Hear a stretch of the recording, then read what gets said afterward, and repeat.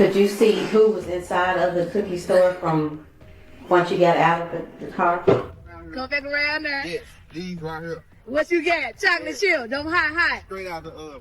Just for you. Appreciate you, baby. Be safe. Bro, they didn't kill Young Dolph, bro. What the fuck?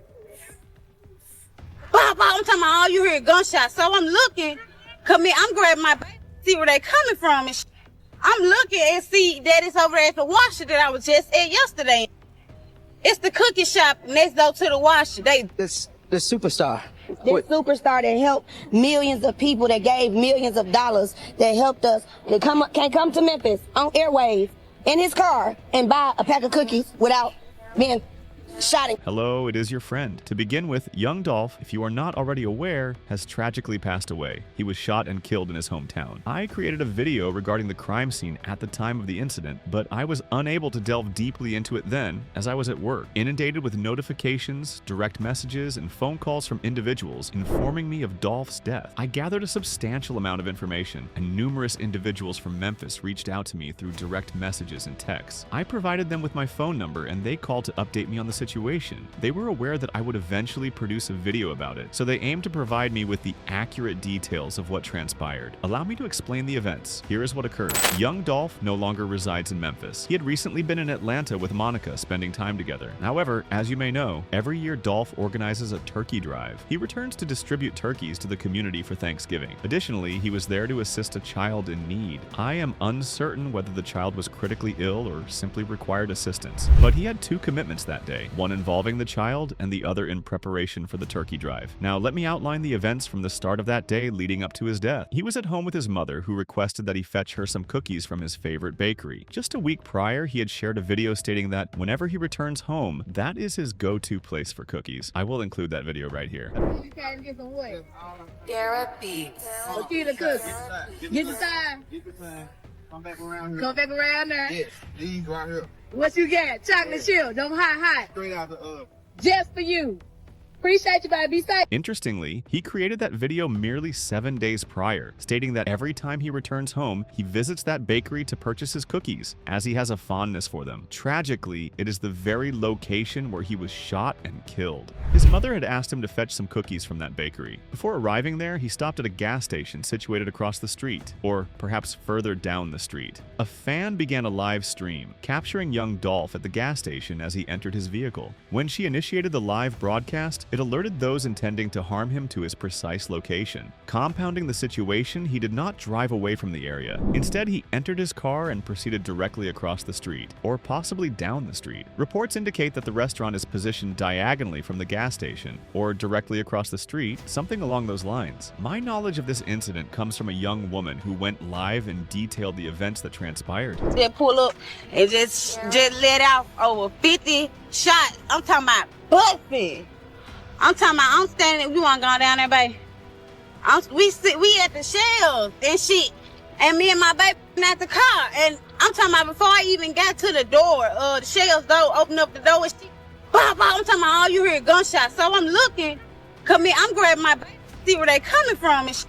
I'm looking and see that it's over there at the washer that I was just at yesterday. It's the cookie shop next door to the washer. They busting at them. I'm talking about busting, number shots. 2 fucking cars full of niggas pull up all black. One car was a white two-door joint. I didn't see the other one, but I see running and ducking and shit. And they was saying something about the security guard was trying to help them or was doing something. But ain't no security guards up there. Ain't no security guard. Ain't nobody up there but the nigga laying dead. And they say that's Dolph car and shit, so I don't know. But that's crazy. That's really just scared me, real talk. Like, hell no. I'm talking about shaking so fucking bad. And my baby that blow me up, y'all just heard some shots at shells, over 50 shots. Yes, we just heard this. Talking about we were just standing in the middle of this.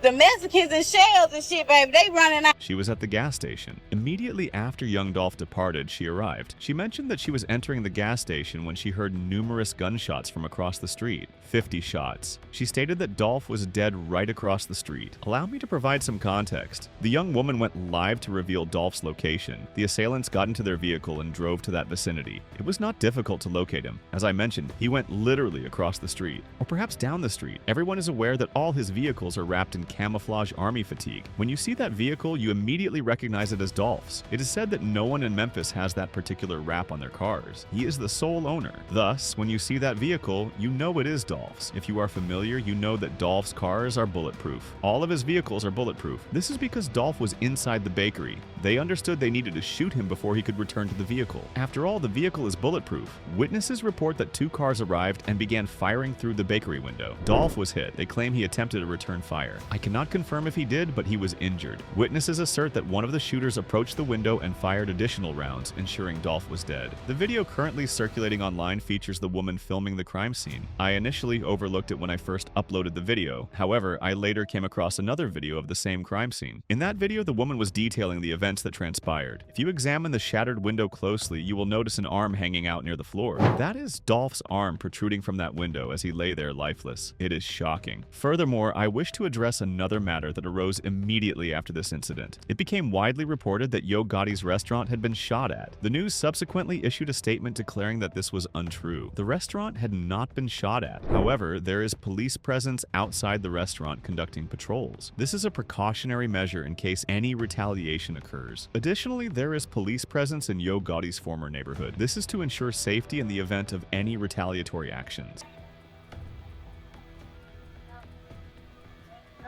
Ain't no way these folks just straight came and ran down on Dolph. Dead ass. I told y'all that's the only nigga in the city with that car. I figured it. That's what I'm saying. I'm gonna be on some hate ass and baggy for money. Bruh, no. These folks just straight kill Young Dolph.